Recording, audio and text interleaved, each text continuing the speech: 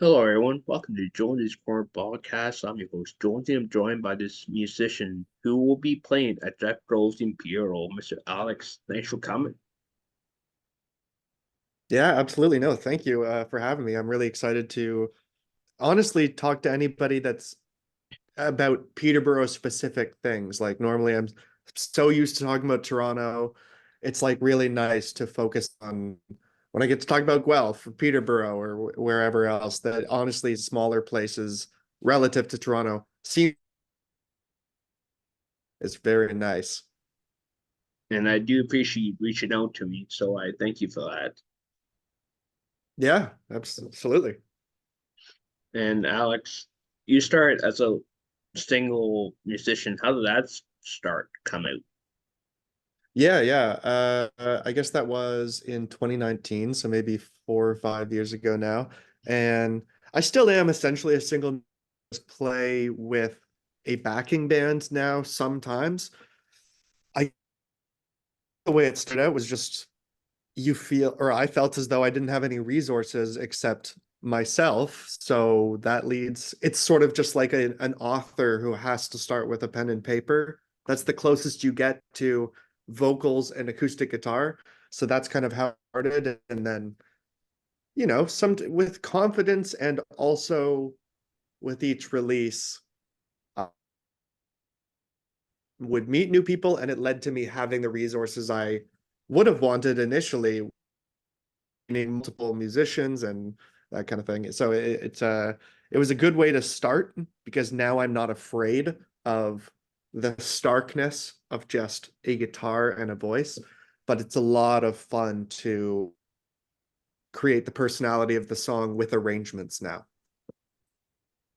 Nicely said. And as I was talking to someone before about the difference between acoustic and electric is that by the pitch Mhm. and that you really get a heartfelt version of the song by acoustics and Hmm. electric.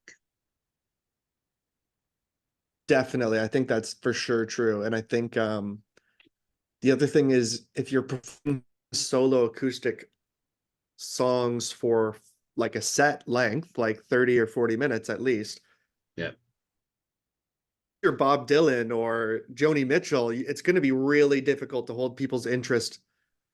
So that leads you, I think, to making choices on the acoustic guitar that almost cover more melodic spectrums than if you just were playing rhythm guitar on electric guitar, because you can just underscore what's going on and not have to worry about doing anything fancy because the other band members are taking care of that. Brick, exactly. you know? Uh, And yeah, it like was an interesting struggle on the solo acoustic. like a songs like The Killers, Mr. Brightside, you could hear that Hmm. song over 100 times both ways, but it would sound different each time you play. Definitely, definitely. That's a good point. Or like Bring Red 11, One Thing.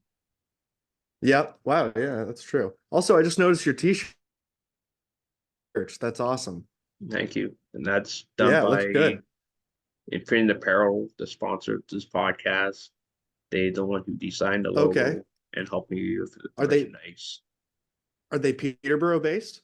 Yep, it's community oriented, so Cool. they support local teams and career oriented stuff and this. That's really great. No, that's awesome. I'm so happy that this is such a unity oriented podcast, as you said, or show. And thank you for that. And as well with your story, this is all new. So with the communities help and support, it's what made this Hmm. podcast what it is today. Because like you said, Wow. once you start something new, you don't know what will happen. But when you step outside the dark, who That's knows? so true. That's so Anything, true. And you've been anything can happen. rewarded. Exactly. Rewarded, you know? And what's cool about this podcast is that can be viewed by people in Toronto or Central Ontario, not knowing the merits that we have in Pure and musicians Hmm. and other people. So Yeah, no, it's what definitely the beauty. there are many bad things about the internet. This is a really good thing. I Oh yeah, think this helps a lot, you know. thank you, Alex. And you also did stuff with CBC in your early career. That really helped you get the word out about what you do in music.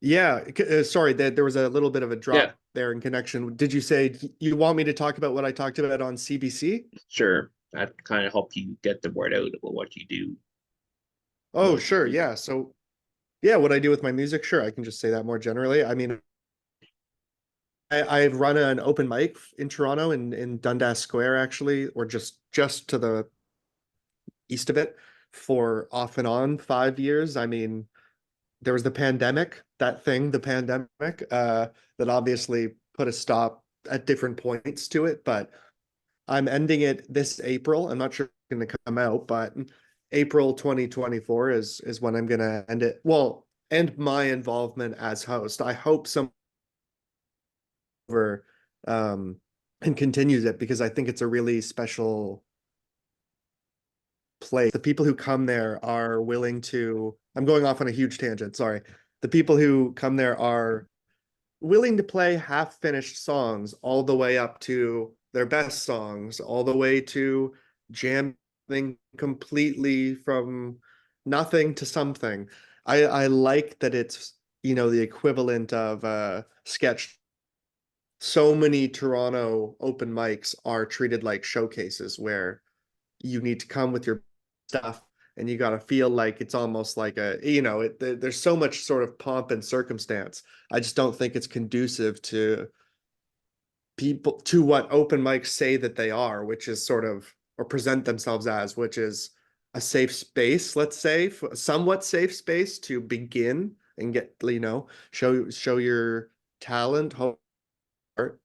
um and so that's one thing that I do is the open mic, and that's been a huge part of my career. Now another, I'm getting around to my career. Another side thing that I do is O'Marlene Music PR, which is named after my nana, who is still alive. Um, and, and I started that similarly for the open mic. I wanted it to be, I wanted PR to be accessible to people just starting and didn't really know what direction to go. Because I remember when I started 5 years ago, or 4 years ago, or 3 years ago, you know, basically up until 2 years ago, I felt like you're just fumbling in the dark and you do not know where to go. It's not even like an office job that has a set ladder you can climb should you choose to want to do that. So anyway, it's more just to do obviously charge money, but it's less than what I think any other PR company does, at least locally, just because I want it to be accessible. Uh, and then eventually, yeah. So getting around to my actual music career, I started it 5 years ago and started it just doing solo acoustic stuff. Now my music is reeled out just like the band did, like you were asking me about earlier. I've released three, two of those were done in my bedroom, and then the other two were actually more sort of studio oriented, uh, with more of a budget behind them, as well as some EPs and singles and so on. And where I'm at right now is my the Thursday of the week that this is being, so February 8th, that Thursday is when my next single is being released everywhere, called God's Green Earth. Sorry, I feel like I am there, but I wanted to answer your question. And I also Oh, had, this is my second or third coffee, so yeah. well, that's exciting for you. Congratulations on all you achieved. Thank you. Sorry, I wasn't expecting that. That's Oh, very kind of you. yeah. Yeah, yeah. Uh, chief achievement among them is somehow getting through that wall of text that I just created in my mind. I'm sorry that was such a long answer. No, no worries, Alex. That's what this pocket is for, to share your story. I guess so, yeah. And you'll be performing at Zetro's, and what do you like playing at Zetro's? Why do I like playing at Jethro's? Well, admittedly, I've only played there one time. That was in late 2023, late December, if I'm not mistaken. And uh, I don't know why I like it so much. I mean, I think it's got a great general vibe. I love the way the stage is set up, as well as I mean, it's not uncommon that there are sort of skinny, long bars that have become music venues, but this just has a very unique look. Like I wouldn't mix it up with anything else, which is a positive when you've played so many just sort of typical bars. And there's nothing wrong with typical bars, but it's nice when it goes above and beyond. And Jethro's seems to kind of based on its style and also the way they treat their musicians and highlight music. I think it's just a cool spot, honestly, in Peterborough. And Peterborough has a lot of really cool spots for how small it is. Uh, but that's one of them. Like there's Black Why do you like Horse, it? and there is Yeah, Black played the first time, actually. and there's Pumpkin House and Brewery that showcases local Mm-hmm. talent every week. Cool. Nice. Yeah. Where do That's you what like going the most? I Where's like, your favorite? Pumpkin House or the Black Horse. That it has that Okay. nice common vibe, and that's what local music is all about in Peterborough. That nice vibe and more, bringing the Absolutely. community together to enjoy, sit back, relax, enjoy some music. Yeah, and I noticed too, there's not any one age that dominates. It's a lot of different ages. Everybody's kind of interested in local music, which is pretty cool. And like Have you compared to found that? Toronto, Peterborough is such a great city because it's a close knit town community, It, and that's like a hometown support. yeah, you can get that sense as soon as you're there. I feel like the size of it definitely leads to that, right? Whereas Toronto is so splintered and it's big and there's lots of pockets and traffic is brutal and don't get me started. But that's definitely it makes it makes sense that that's something missing here you can gain if you go there. Because everyone knows your name and everyone has connections with each other somehow, some way. So Interesting. all connected in one little community we call our own. And we Yeah, I also mean, I've only have, been there 3 times and I already feel like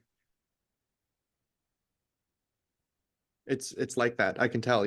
Sorry, go ahead. You also had what? and we also have this music fest happening in the summertime. We have lots of big time musicians come out and play by the lake for free, Full, right?